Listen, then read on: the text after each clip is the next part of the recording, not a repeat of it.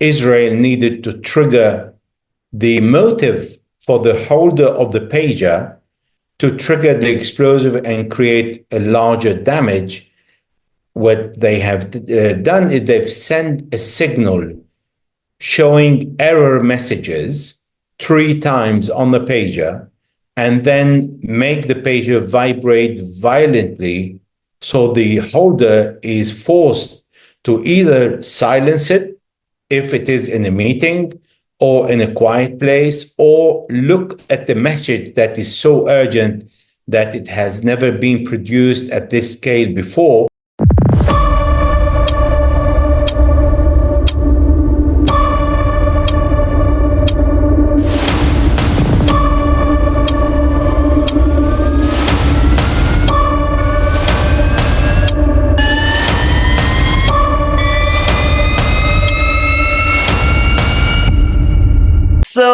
Good morning, good evening, and good afternoon to everyone who is watching it here on YouTube. And my name is Dr. Shubhda Chaudhary, and this is Middle East Insights platform.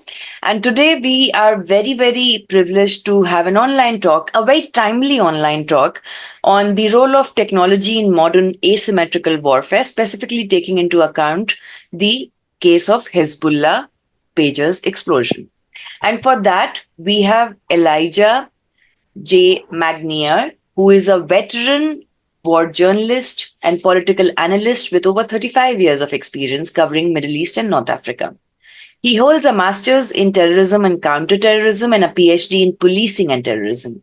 Specializing in real-time reporting on politics, strategy, military planning, counter-terrorism, Dr. Elijah maintains robust connections with key players from the Middle East, North Africa, and bureaucrats in Brussels. He has published works with the Instituto Affari Internazionali and is proficient in several languages, which I definitely am not. Enhancing his ability to navigate complex regional dynamics, his strong analytical skills, extensive network, and thorough understanding of political situation in Iran, Iraq, Lebanon, Libya, Sudan, Afghanistan, Syria, Gaza, have made his work essential for those who try to understand the misreported or the issues that have been propagandized in the mainstream media. Magnier, sir, has also covered many pivotal wars as a war journalist firsthand, including 1982 Israeli invasion of Lebanon, the Iran-Iraq war from 1980 to 88, the Lebanese civil war, the Gulf War, the first one, the 1992-1996 war in former Yugoslavia, the second and third wars in Lebanon, the 2001 war in Afghanistan, the 2011 war in Libya that started after the Arab uprisings, and the conflict in Syria and the civil war from 2011 to 2019. Having lived for many years in these regions and remaining alive, he possesses unique insights into local cultures, tribal dynamics, and history. So with this, sir, we would like to welcome you and thank you for the privilege of your time for today. And my first question to you, sir, is that the explosion of pagers that took place in Lebanon and the past, 3-4 days for Lebanon specifically have been very difficult. More than 3,000 have been injured, 37 plus people have been killed. Even young innocent children have been killed. There was an entire investigation done on where these pagers came from that exploded in Lebanon and Syria. Initially, it was said the Taiwan-based company had manufactured it. Then it was stated that no, there's a Hungary-based BAC consulting firm that made them. Then it was stated that these pagers were made in Sofia, Bulgaria. And all of the booby trapping later took place. So according to you, what is the story? What exactly happened? Thank you for having me. First of all, it's important to understand how technology plays a crucial role in shaping the dynamic as an asymmetric warfare between Israel and Hezbollah. We're talking about a state actor and a non-state actor. We're talking about Israel that has an awful lot of capabilities, the support of a superpower, the United States of America. We in Europe offer all the technology to the Israelis. We offer also the support in weaponry, in intelligence, apart from the United Nations. Therefore, there is a facility that Israel is uniquely enjoying from that gives an additional magnifying position of Israel, showing that it has a very long arm and it has a lot of capability. But in fact, it's the whole Western capability behind it. And why I'm saying that is because of the question you have asked. It is not possible to buy the pager from Taiwan. That is possible for everyone, and then take this pager to another country that also possible by any broker. But this is where the tricky bit. The pagers were taken to Israel for a simple reason, because the batteries inside the pager were tampered with. And inside the battery, Israel needed to take into consideration several elements. First, the pager needs to look as an original, normal pager as the buyer saw it and then took a sample from the beginning. And the pager needs to function properly and to be scrutinally examined by intelligence officers who would look at any anomaly inside the pager. Secondly, you need the state actor to have access to highly explosive and sensitive material that only the state can have and then store it to be able to put it in a minute place as a small compartment that is called the battery, redo and remake another battery with a small compartment in it, not only to put explosive, but to study the way to put a very tiny small of explosive that are not capable of killing. Therefore, it eliminates the use of planting explosive, but including in it metal balls, the same style that a terrorist group like ISIS used to do when they used to put explosive and a suicide belt around them and then carry out suicide attack that would kill dozens or hundreds because of these metal balls. And I will explain further. A bullet travels between 300 to 800 meters per second. A rifle can travel up to 4,000 meters per second. A small explosive like piton, when it explodes, the metal ball travels to 8,450 meters per second. That makes every single metal ball more powerful than a rifle or a sniper shot. And what we have seen, the result of the explosion of these metal balls is when people took the pager in their hand, then they've lost both hands, and some of them brought it close to their face and they've lost both eyesight, which means that, again, Israel needed to trigger the motive for the holder of the pager to trigger the explosive and create a larger damage.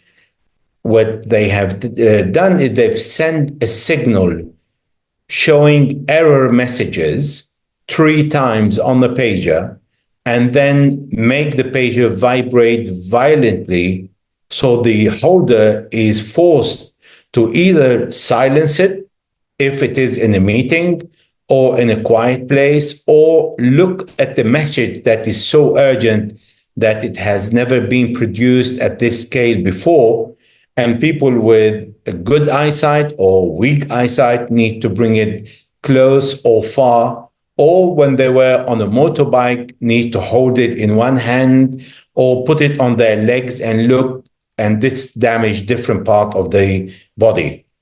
And that pager was held by medical teams, by bodyguards, by a security team outside expensive shops like Hermes, like Louis Vuitton, people who from all walks of life, including people in their homes, but without excluding Hezbollah operatives.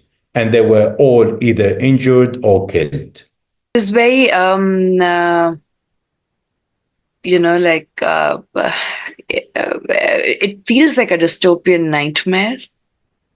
And the intensity of it and the kind of, the lives that have been lost and the narrative that who uses pages, it's only Hezbollah.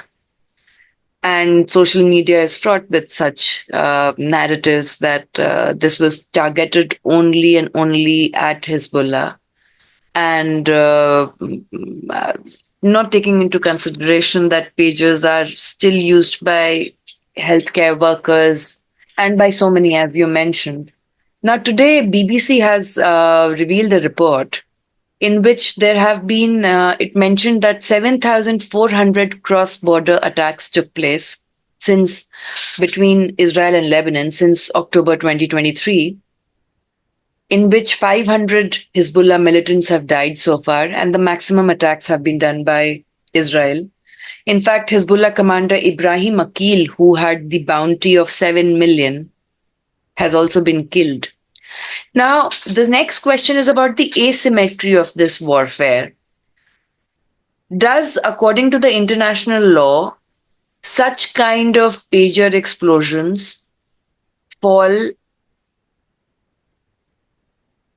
or have the permission to be done under international law without any kind of prior permission or without any kind of direct war? That's a very good question. First of all, let's agree that those who were affected were Hezbollah. The person who's driving a car and had the pager exploded and lost total control of the car is going to crash against whom? Against other Hezbollahis who are only present in their car or walking in the street, and they are the only people that are around in Beirut as a capital, in the south of Lebanon or in the north. Let us take another consideration, because there were many children who were killed and others who've lost also their hands and their sight because they were close to people who had their pager exploded.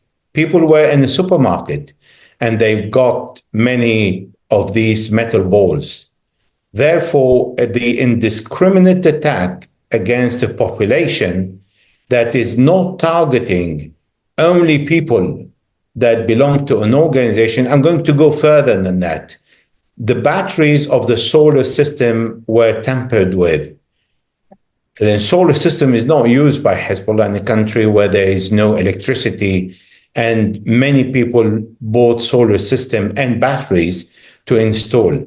That is an indiscriminate attack against the population and not only Hezbollah. But let's take Hezbollah per se. Hezbollah has 13 members in the parliament and has ministers in the government. Again, the pages are held by members of Hezbollah who are involved in not only the military branch, but also in municipalities, in social work, in cultural work. There are more than 100 hospitals with a contract with Hezbollah that Hezbollah has contracted because there is a potential escalation and the possibility of an all-out war in Lebanon. All these have nothing to do with Hezbollah as an organization. And many of these people were affected by the explosion of the pager. But you've asked a very good question. It is the accountability. It is not possible to live in a world where international laws doesn't prevail. We pay our taxes in Europe and we give the confidence to the government because we trust law is going to be respected. When there is no international laws, then we live in a jungle. And when there is a double standard, what is allowed to the allies of a superpower is not allowed to other allies or other non-allies, then this is again a violation of international laws. According to international law, the resistance anywhere in the world, and there are many United Nations Security Council resolutions in this term, have the right to defend themselves. And the occupation forces have obligation toward occupied population. When there is no balance and respect of international laws that we all wish to, otherwise anyone would walk into any bank and then take all the money of the depositors and then walk away. There's no need to work. If the strongest is stronger than the weak, then we indeed live in a jungle. Israel was not accountable for all the crimes that Israel has committed against humanity, war crimes and crimes against humanity and intent of genocide. The International Court of Justice ordered Israel to stop the war. This is the highest court in the world, and Israel did not abide by it. The International Criminal Court considered Israeli Prime Minister Benjamin Netanyahu as a war criminal, and yet the Americans said it is an ally and a friend. They didn't say he's not committing war crimes. When Secretary Antony Blinken, the US Secretary of State, was asked about the Russian invasion of Ukraine, he said it is not permitted for a country to occupy another and control part of a sovereign country. But he was also asked, what about the Syrian Golan Heights that Israel occupied? He said, well, that is important for the Israeli national security. And my last point here, I invite everybody to go on Politico magazine, 2018. There was a memo that was leaked when the Secretary of State, Rex Tillerson, was in office, just walking in, and he received a memo. And in this memo, he was told that humanitarian rights and humanitarian laws are only applicable against the enemy of the United States, but not against the friend of the United States. This is what the US has leaked, this memo that was given to the US Secretary of State. In the light of these elements, what we hear from high-ranking officials in the most powerful country in the world telling us international law is only applicable when we want, then there is no respect for international law and anyone can violate it. Then in which world do we live in? This is the dilemma, and this is what permits the Israeli to take explosive and then, regardless putting a company as a facade, but plant the explosive in a battery, export it to another country, inform the other country about it, because you need to tell the country that you're going to receive explosives. And if you discover it, don't remove it, please, because it's ours and it's destined to Lebanon, because Lebanon consider the state between the country and Israel as a state of war. There are no relationship. Therefore, Israel cannot export to Lebanon, and it needs to export it through a third country.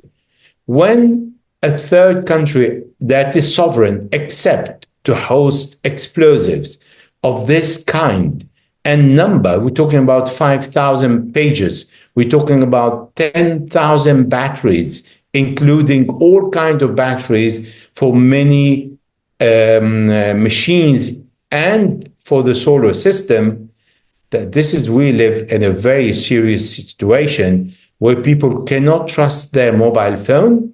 They cannot trust the battery they have.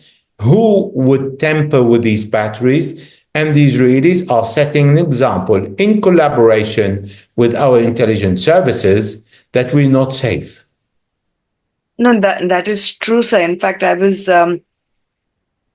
quite disappointed when the Palestinian plastic and reconstructive surgeon Ghassan Abu Sita arrived in Lebanon, and he was working in Gaza, and then he arrived in Lebanon and explained the civilian population that was harmed by the explosions. Dr. Elias Barak, who is an ophthalmologist, he says 60% of the patients have had to remove their eyes. 60% of them. And the interesting development is that Chinese walkie-talkie manufacturer Hytera has now been sanctioned by US amidst all of this that is happening.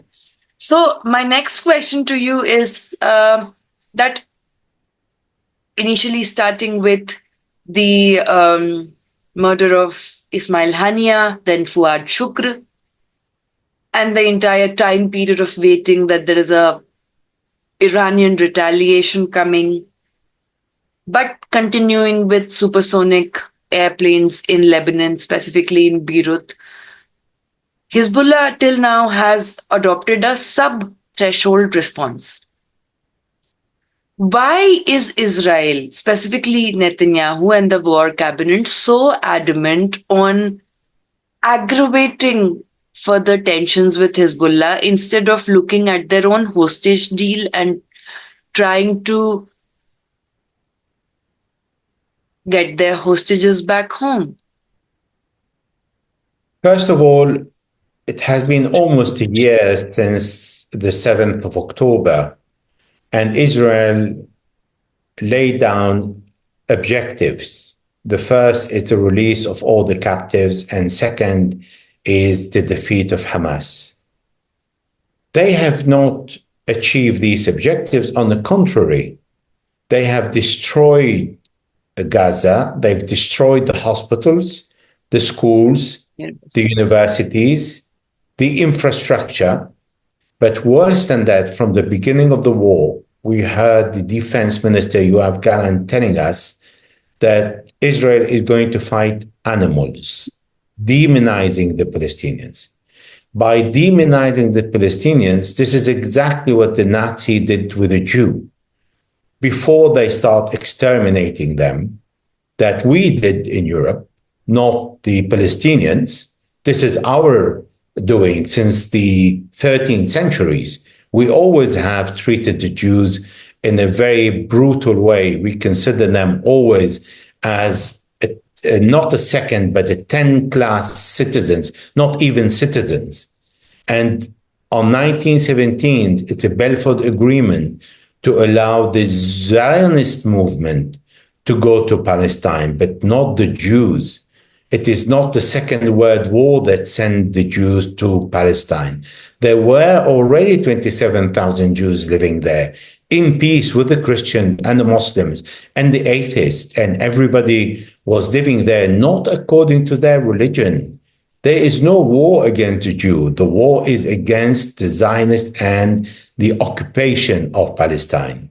So what happened is when the Israelis did not learn anything from history, and they did not sort out their own problem because they did not process what they have been through, and they repeating history, but against the Palestinian people. They're both Semites. They both come from the same land. And what happened is, because the Israelis failed to achieve their objectives, they went to the destruction of Gaza, thinking that this is the best way to defeat the resistance by turning the population against them. You start asking about Hezbollah. So many people in Lebanon donated bloods and even their eyes. They want to give everything they have to share with the people who were affected. There is a strong support to the resistance today, which is unlike what the Israelis have expected. Exactly the same in Gaza. But this is exactly what the US Secretary of Defense Lloyd Austin said at the first beginning of the war, warning the Israelis. And he said, don't make our mistakes. We have run so many wars in the Middle East. We killed so many people, and we did not manage to earn the heart of the mind and the mind of the population. This is exactly the mistake that the Israelis are doing. They destroy Gaza, and what the Israeli Finance Minister Bezalel Smotrich told us that Hamas is recruiting thousands of people after 1 year of destruction, which means the objective of the Israelis to liberate all the captives and to defeat Hamas is not happening. Hamas, according to the Israeli count, still has more than 60% of its power. And for that, Benjamin Netanyahu is in difficulties. First, he is responsible for what happened on the 7th of October because him and the security services and responsible that he has appointed failed to protect the Israelis. Secondly, because after 1 year, he set objectives that are, according to the Israeli Chief of Staff, Herzi Halevi, impossible to achieve. Therefore, they are inviting him, or the security leaders, including the defense minister, who is of the Likud party that is led by Benjamin Netanyahu, they are in the same party, to stop the war. But stopping the war, it means asking the army to return home. And with the army, Benjamin Netanyahu is going to go home.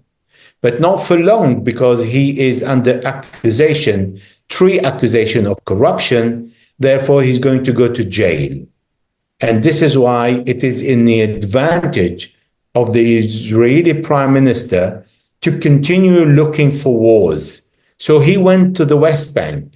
And in the West Bank, there is the Palestinian Authority and the whole West that support Israel telling him to stop because they consider the Palestinian Authority president as an ally. So he stopped. He needs another war. So he turned to Lebanon. And this is where we are at. And his objective is to make sure that the whole world will forget about Gaza and concentrate on Lebanon. And he's succeeding because he is one of the most intelligent politicians in Israel. And this is why he is still in power since 16 years. And he's managing to remain in power because his policy. But the reason why he's in power is because he's jumping from one war to another. That is true, sir. Even the Israeli journalist Gideon Levy described this entire action that has taken place as a terrorist action. Now we are living in a world where we don't even know what terrorism is anymore. The definitions are very fluid now. How to use it, where to use it, who you can use it for, who you can use it against. And turning to the Balfour Declaration that was signed on 2nd of November 1917, there's one line that really always, strikes me. And that line is that His Majesty's government view with favor the establishment in Palestine of a national home for Jewish people. And it does not talk about, what is the definition of a national home, what happens to the Palestinians, and all of that. And it's such a short, and it has been diplomatically curated in such a way that it's very short. But there are key words in the declaration. Yeah. I don't have it in front of me, but at some point in my very weak memory. First, it says that he is asking Lord Rothschild to inform the Zionist movement. Yeah. He did not say inform the Jewish people. And secondly, he asked at the end, as long as they live in peace with the people that are living in that part of the world in Palestine. So he did not ask the Zionist movement to go and kick out the Palestinians and start attacking them. Instead, what the Zionist movement did is they have created the Haganah party that started attacking the British, and they were considered as terrorist organization. And then the Haganah was not well perceived by the extremist Zionists, and they formed the Lehi or the Stern Gang, who start killing British and Palestinians. Yes. And then Shimon Peres, who later became the prime minister, start killing even Jews. Yeah. This is not the first time, because the Sicarii in the first century, They were the first assassin organization created by the Jew, killing Jews.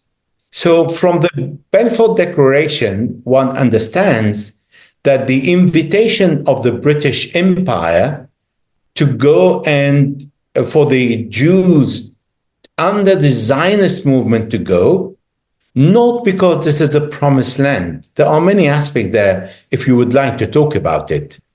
So it is because the British are the colonialists and they wanted to make sure that the Middle East and the Arabs are divided and not united. So they have created what they thought at the beginning is an ally. But that came from an ideological approach because the first Zionists were not Jew, they were Christian, Protestant, and they were Christian evangelics who believed of the return of the Messiah, while the Jews considered that the Messiah did not arrive yet. And they thought that the 12-tribe Israeli tribe need to return to the homeland of Abraham so Messiah can return to create a favorite conditions. Now, what is tricky here is the Zionist movement. It was formed by atheists.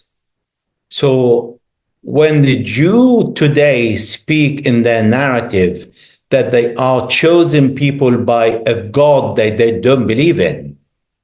So this is where any criticism to Israel became an anti-Semitic when the Palestinians are Semitic, when the Lebanese are Semitic, the Syrian, some people in other parts of the world, like in Africa, we're talking about different countries where the Jew exists and they are considered Semitic, but the Ashkenazi Jew, they are the European Jews who were not born in that part of the world, are not Semitic, are not Semite. So this is the contradiction that we hear, but the narrative has been hijacked. Anyone who attacks Israel is an anti-Semitic. That's it. And everybody needs to accept that, but this is wrong. Intellectually, it is really very challenging because it is not correct. But then you can't argue with ignorant people because you lose. So it's better not to go through that argument. That is true because I keep having these small podcasts when I try telling scholars about, what is Semitism. It is about a language. And it is not about race, color, region, religion, nothing. It's about language. And the entire term anti-Semitism and how it has been hijacked by, the Zionist lobby that anything that you question Jews, it becomes anti-Semitic. Even the Jews themselves who are against Netanyahu have been called as anti-Semitic. And that is a mockery. But it also, what you said right now reminds me of last year, October 19, when Rishi Sunak, when he was the British Prime Minister, he arrived at King David Hotel in West Jerusalem and in Israel to meet Israeli President Herzog and Benjamin Netanyahu. And there was this headline that was printed in one of the portals called as Information Liberation that says, "Beyond parody, Israel mocks UK Prime Minister by hosting him at King David Hotel." Because, as you mentioned, the Urgun that has been forgotten, the Israeli Zionist terror group was involved in bombing the King David Hotel. And it was way back on July 22nd, 1946, because the King David Hotel was the headquarters of the British Mandate of Palestine, and as well as a British criminal investigation. And both of them were attacked by Irgun forces. And around 91 were killed and 45 were injured in that attack that happened. So coming to the next question, which is asked by one of our members present here. His name is Anurag Khond. Will this incident of pager explosions or terrorism lead to a distrust of global supply chains among countries and give further boost to attempts at autarky? Sorry, I didn't understand the question. He's asking that will this kind of, mistrust in Western made devices or Israeli made devices create a certain kind of personal or state centric distrust in these devices? Oh, yeah. It will? I had several interviews yesterday, and four of them asked me from Australia, from Canada, if they can trust their mobile phone. So the panic that the Israelis have created is to such a level where people are afraid. Now, nobody is going to think of buying a pager from now on, and these companies are going bankrupt because they are in difficulties and they think anything can be tampered with. And people who don't really agree with their own government think of, well, maybe our government is doing the same, or instead of putting explosive, they're putting GPS or putting other devices that they can spy on us. So it is a phobia today that Israel and other countries who supported them and who said nothing about this, because that's a word economic act of terrorism plus the act of terrorism against the civilians. So in this act, there are no consequences on Israel. Sorry. And what about the companies that have been affected? What about the Taiwanese company who did not have explosive in their warehouses? Sorry, to put it in these pages that they've sold to a broker who sent it to Israel and for Israel to tamper with it and then use the name of a reputable company and send it back to through a third country to Lebanon so it can explode in the hand of the people. All that is not taken into consideration because, again, as I started with saying, international laws. When there is an absence of international laws and when there is a tolerance about breaching international laws, anything can be done and nothing will be taken into consideration, not the well-being of the population, not the well-being of the system, and not the well-being of the economy. Yes, sir. That is, it also makes me question. I don't know if you have the answer, but it also makes me question that what exactly was 4th of August 2020 Beirut blast? What exactly happened? Because the narrative that has been fed that firecrackers were stored for years in the Beirut blast and they just bombed out doesn't make sense. I have investigated that and have legal document investigation by high-ranking generals, officers who investigated the attack, and I can tell you it was negligence indeed. I would be the first to tell you that was manipulated and explosive there. But the problem is that Lebanese tried to give these products to the army, and the army refused. They were there for many years. People start coming to the harbor and steal some of these fertilizers because there are fertilizers that cannot explode on their own. But again, the negligence of the authority of the harbor put paint and firework that were confiscated in the same place. You can't put this very dangerous mix. And then the fire started 4 hours before, and it took 4 hours before the big explosion took place. So it was pure negligence and not a conspiracy theory there. Okay, thank you so much for actually, solving this question that has always been haunting me for the past 4 years now. The next question is from a volunteer, Gorang Salka.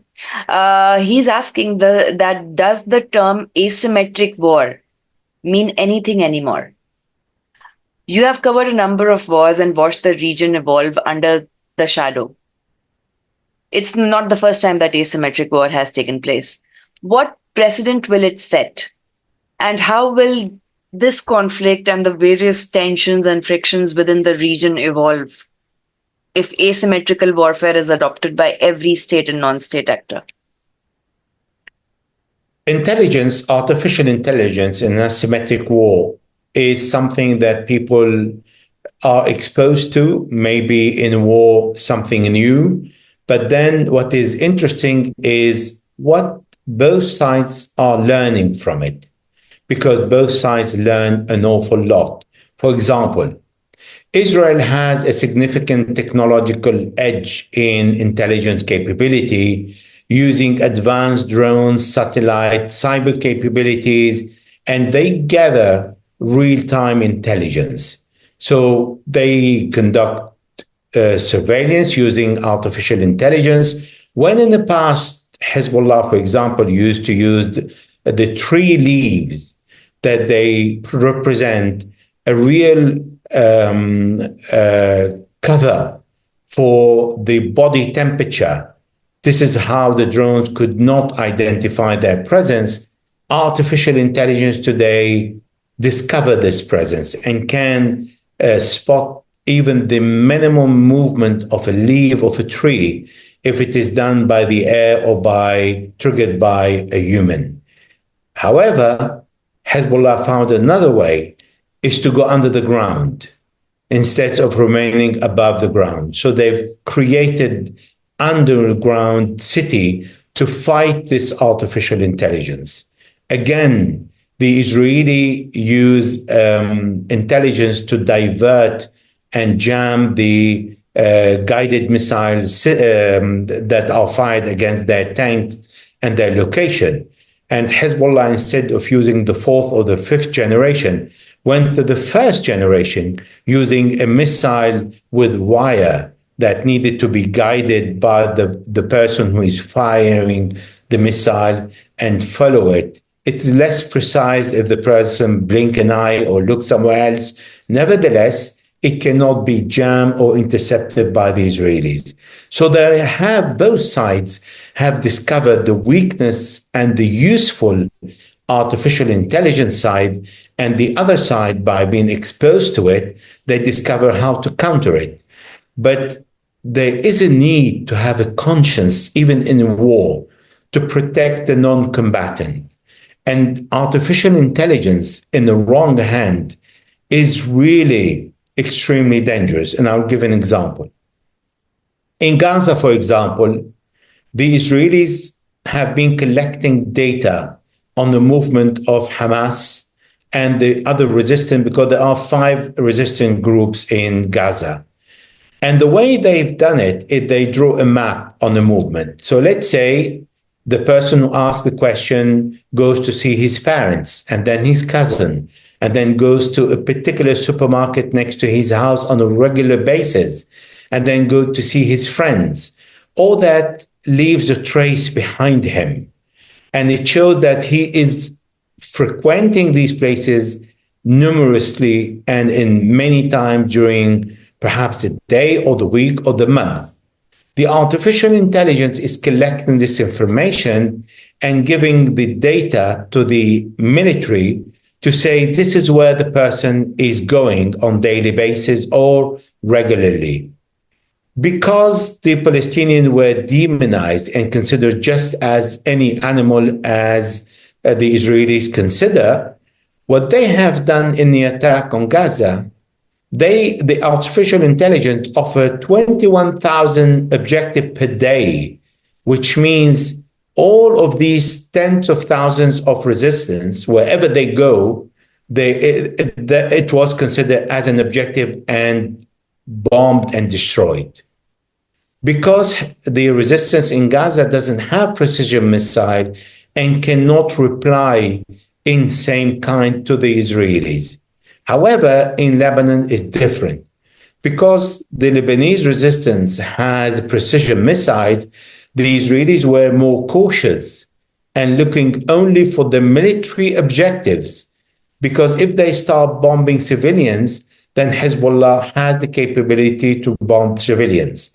This is why the Israelis were more careful in identifying, taking enough time to say This is a military objective and this is a civilian objective. Nevertheless, if we take the example of the pages, they did not distinguish between military and civilian, that were considered as collateral damage.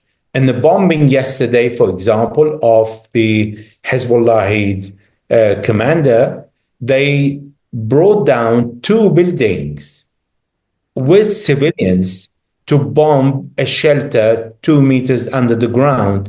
And they've killed at least 30 to 40 people, of which only 15 are military. Therefore, the Israelis are pretending, saying that, oh, we've bombed a high-value military target, and they close an eye on the other civilians, of which 3 children, 3 and 4 and 7 years old, who've been killed, and 7 women. So again, it is the lack of accountability and impunity that allow the abuse of the intelligence, artificial intelligence, and allow the Israeli to conduct an immoral war when it is possible to conduct an intelligent war. So, sir, do you think that with every day a certain kind of triggering that is happening now, will Hezbollah or Iran retaliate in some way? We are heading toward an all-out war because today Israel is putting Hezbollah in a corner, saying either you give up on retaliating and then we can hit you whenever we want and surrender, or we continue retaliating. Now, the Israelis cannot send the troops in the south of Lebanon in a large number because they are afraid of losing people. So they are conducting an aerial bombardment. But at the same time, they are considering Beirut, the capital, and its suburb as legitimate target. This is something that Hezbollah will not tolerate because there are 1 million civilians living in the suburb of Beirut.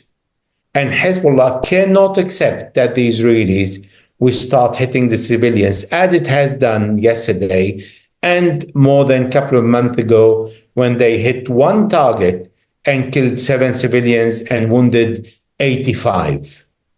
This is why Hezbollah needs to retaliate, to create a deterrent and a rule of engagement where the Israelis respect the war between military. The Israelis have an army, and Hezbollah is an unorganized, irregular army. It is ready to fight according to the rule of war, hitting only among the militaries.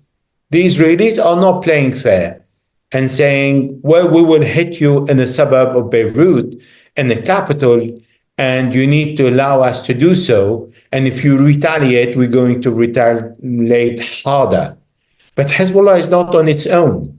This is why Iran said only in the last 48 hours, sorry, we're going to seek revenge for the assassination of the political leader of Hamas, Ismail Haniyeh, in Tehran, because Israel violated the sovereignty of Iran. And the timing of saying that is important because it is saying, I'm going to retaliate and retaliate harshly to the point that if Israel retaliates to the retaliation, then Iran will be part of the war legally because it has been attacked by Israel first. So yes, we're not heading toward the attention that's going to be de-escalated, but we're going toward an escalation of tension. So, in this context, who all are currently supporting Hezbollah? One is Iran.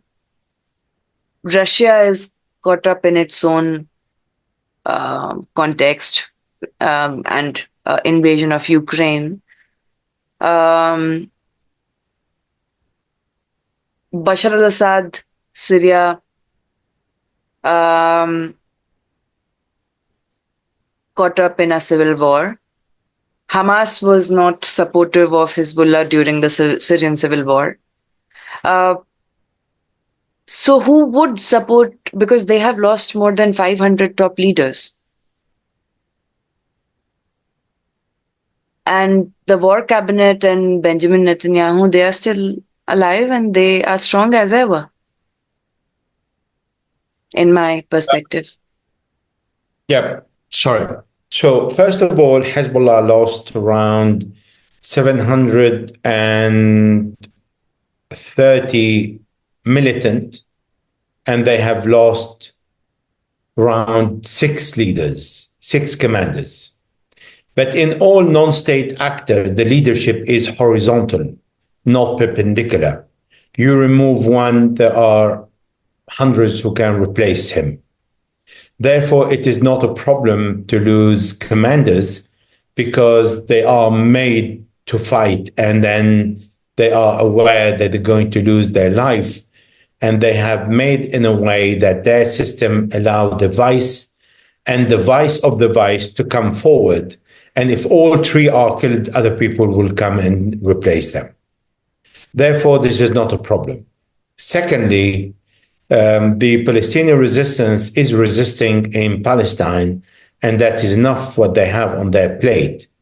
It is not a problem if the Palestinian fraction of the Palestinians in Syria who fought against Hezbollah, but these became ISIS. They were no longer Hamas. They joined ISIS and Al-Qaeda. Third, President Assad understands that Hezbollah was one of the main players in preventing the West from creating a failed state in Syria. Therefore, he is not part of the war that is ongoing now. But if the war takes another shape, then the Syrian territory will be used against Israel. The other point is Iraq is going to attack the American bases because they are considered illegal in the country following the decision of the parliament on January 2020, asking the Americans to leave. And the Americans said they would, but they've been dragging the agreement for many years and they're not willing to leave. And last is Iran. Hezbollah is an organic ally of Iran and vice versa. It is impossible for Hezbollah to feel and see and be subject to destruction without Iran going fully in a war with Hezbollah. Because Iran understands that all the members of the axis of the resistance are also organic part of Iran, and their defeat is a defeat of Iran that is going to be isolated. And if we listen to the 4-star General Wesley Clark, who was a candidate to the presidency, when he said on the YouTube that is available, General Wesley Clark, saying that the Americans were planning to occupy 7 countries in 5 years, including Iran, after Iraq, Afghanistan, Syria, Lebanon, Sudan, and at the end, Iran.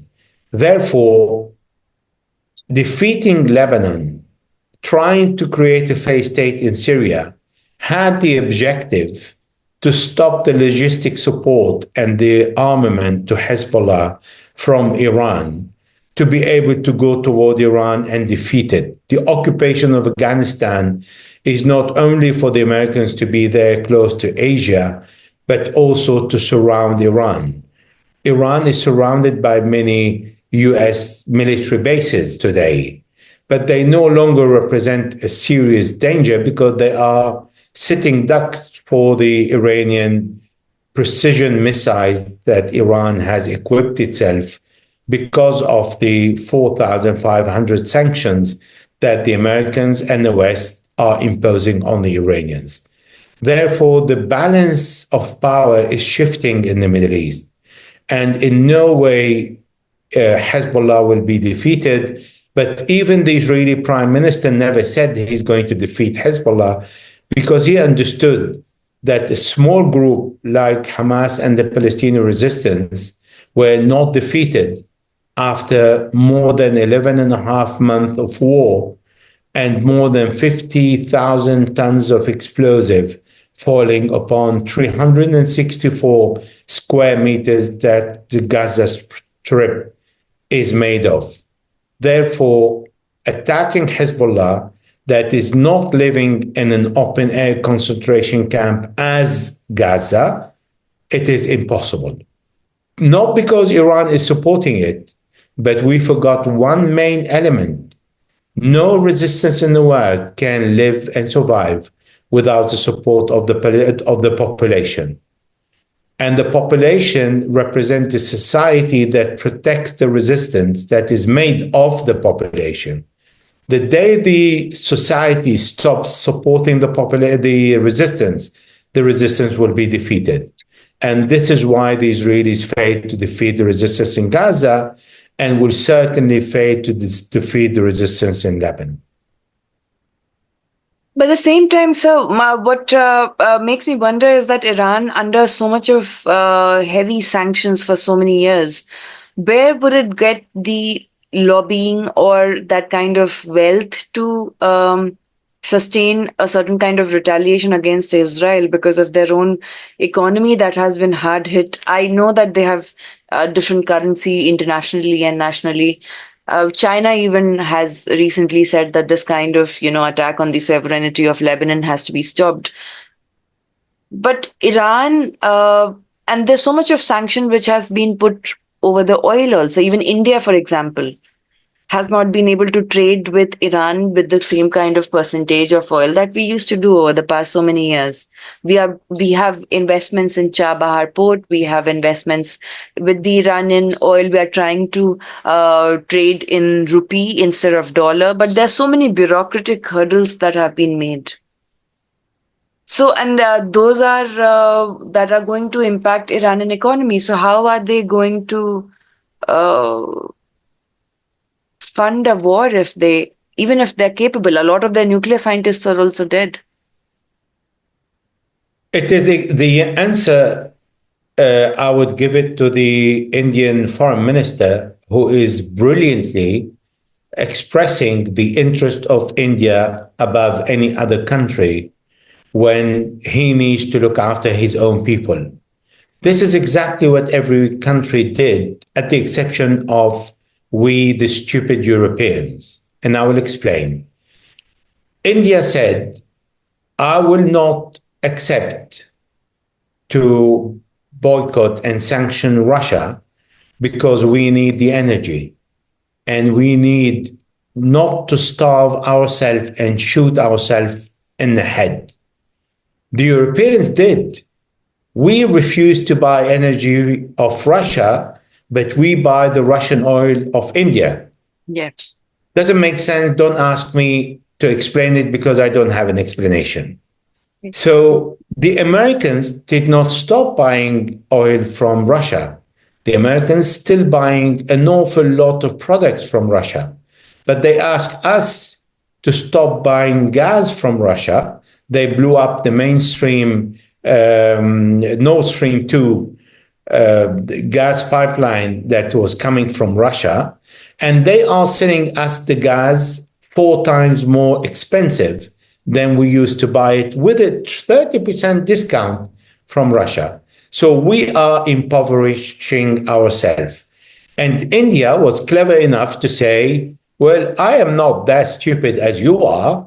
I am not going to impoverish myself, and I'm going to continue looking after my own interests.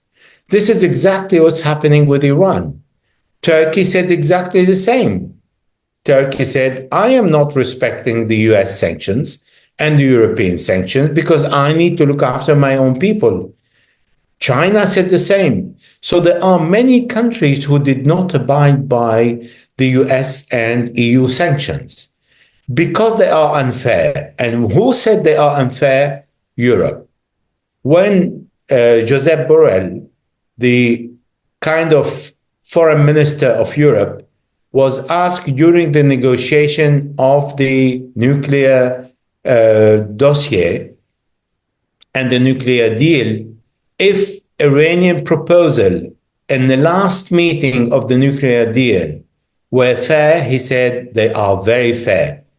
And the American response was, no, we don't accept that. So the Americans accept it, but they are not the decision makers. The Americans decide on our behalf for a simple reason. President Charles de Gaulle of France, when he was asked about hosting NATO in France, he said, no country in the world would accept a military base where the soldiers and the officers can take off, bring whatever they want, come and leave without the control of the hosting country, because then this country is occupied.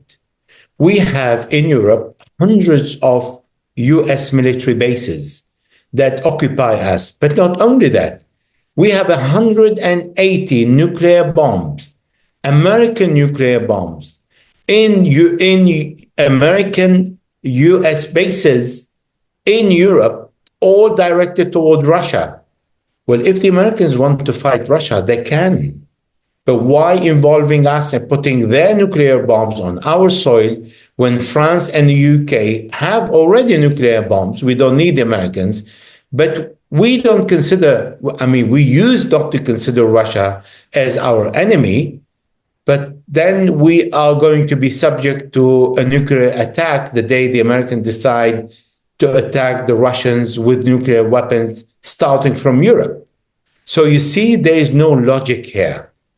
And we were happy to have a boomerang effect on us and pay the consequences to the point that we are suffering the inflation, that India was much more clever than us and saying to the British, to the French, to the Belgian, to the German, I'm not going to be as stupid as you are, and I'm going to do my own policy that suits my own country. Well, this is why Iran manages to sell its oil, and this is why Iran still managed to survive.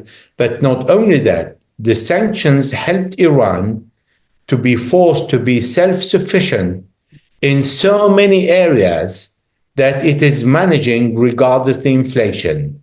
And the inflation is hitting us all, not only Iran.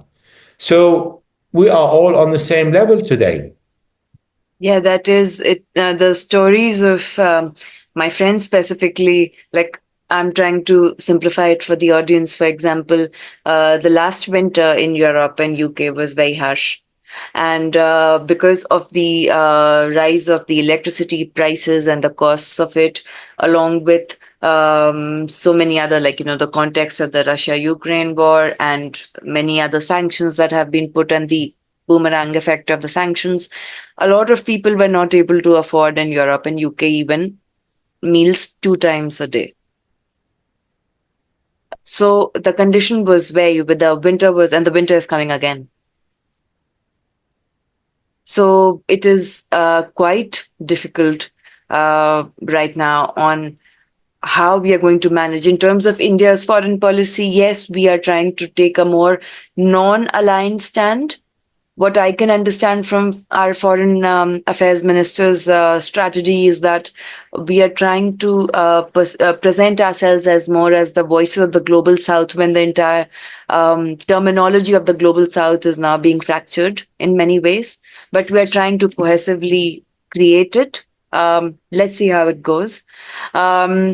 But we are working on the foreign policy aspect in many different ways on a regular level, which is quite impressive at the same time. It is like walking on glasses.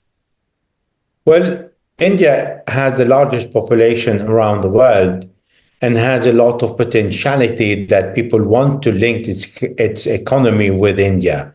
And India is part of the BRICS, and it is the ally of the global south, but it's also the ally of the West. Yes. India has never said, I want to be the enemy of the United States of America or Europe. On the contrary, India said, I am friend of anyone who wants to respect my sovereignty and make sure that they will understand our decision that are compatible with the interests of our people. This is something that we miss in Europe. Our European leaders do not take decisions that are compatible with our interests. And by boosting the rupee and dealing in the global south with the local currency, even if small fraction, you are boosting your economy like never before. Because today people are looking for a way to de-dollarize the US hegemony that depends on the dollar.